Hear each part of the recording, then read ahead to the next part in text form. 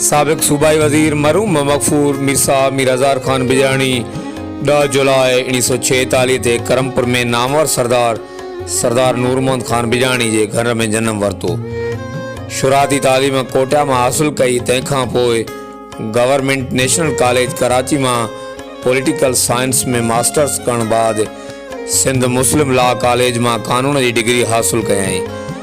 मरहूम मिर्सा बेहतर तालीम की हासिलात खां पोइ चिटाभेटी वारे इम्तिहान ज़रिए पाकिस्तान की सिविल सर्विस में वञण पे चाहियो, पर ख़ानदान जो सियासत में हुजण सबब शहीद ज़ुल्फ़िकार अली भुट्टे की ख़्वाहिश ते संदसि वालिद मोहतरम सरदार नूर मोहम्मद ख़ान बिजाणी के सूबाई असेंबली की मेंबरशिप तां इस्तीफ़ा ॾियारे मिर्सा मीर अज़हर ख़ान बिजाणी के ज़िमनी इलेक्शन की चूंड ज़रिए सूबाई असेंबली जो मेंबर चूंडायो वियो। अहिड़ी तरह वज़ीर आला ग़ुलाम मुस्तफ़ा जतोई की काबीना में बतौर वज़ीर शामिल कयो वियो। मीर साहब मुल्की सियासत जो वॾो कदावर किरदार रहण सां गॾोगॾु पंहिंजे इलाइक़े ज़िले जैकाबाद, हाणोको ज़िलो कश्मीर, कंदकोट बि ज़िले जैकाबाद जो हिस्सो हो। मीर साहब पीपल्स पार्टी के प्लेटफॉर्म तां भरपूर सियासी किरदार अदा कयो। मुख़्तलिफ़ वक़्तनि ते सूबाई तोड़े क़ौमी असेंबली ऐं सेनेट के मेंबर तौर मुल्की पार्लियामेंट में वाज़े नुमाइंदगी कई।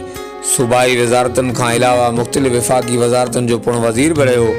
80 वारे ॾहाके में पीपल्स पार्टी जो सूबाई सदर भी रहियो ऐं जनरल ज़िया के दौर में मुल्की तारीख़ की सभ खां वॾी तहरीक MRD में भरपूर हिस्सो वरिताई ऐं सख़्त मुश्किलातनि बावजूद साबित कदमी सां सेंट्रल जेल सखर के कैद जूं सख़्तियूं भी बर्दाश्त कयई।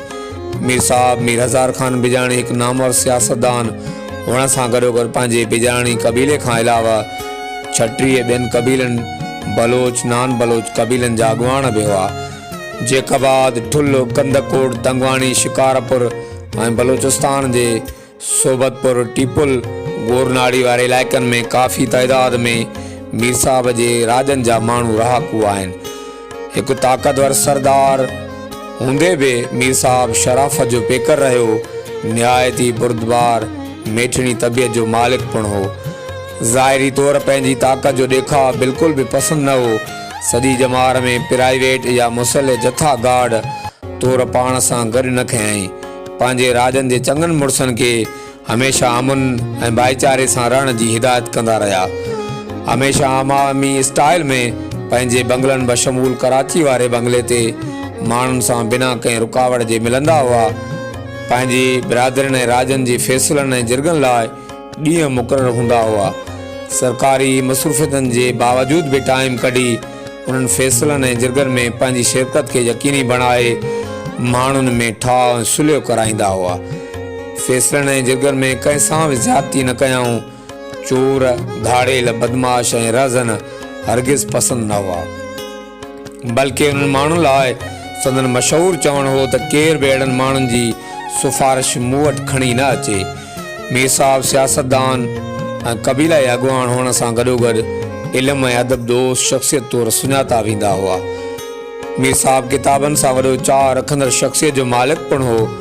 पंहिंजे घर जी स्टडी रूम में किताबनि जो चङो ख़ासो ज़ख़ीरो हर वक़्तु मौजूद हूंदो हुयो। मीर साहब जो मौसीक़ी सां भी पिणु लगाव हो। सुठी क्लासिकल म्यूज़िक तमाम घणी पसंद हुई।